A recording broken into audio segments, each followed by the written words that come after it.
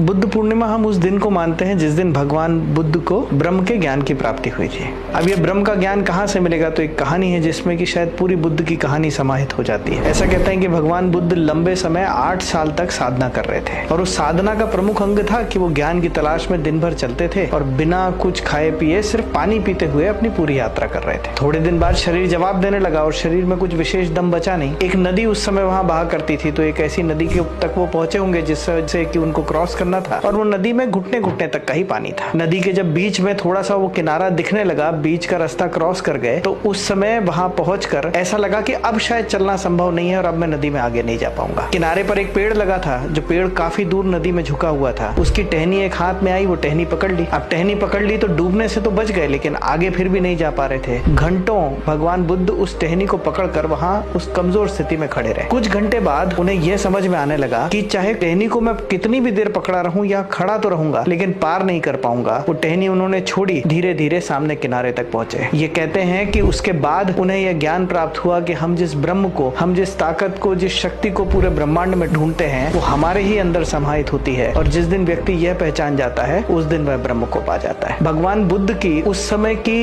एक ऐसी मूर्ति, कहते हैं 2nd AD की वो एक स्टैच्यू है जिसमें कि वो बहुत ही कमजोर स्थिति में दिखते हैं और वो लाहौर में एक म्यूजियम में आज भी स्थापित है।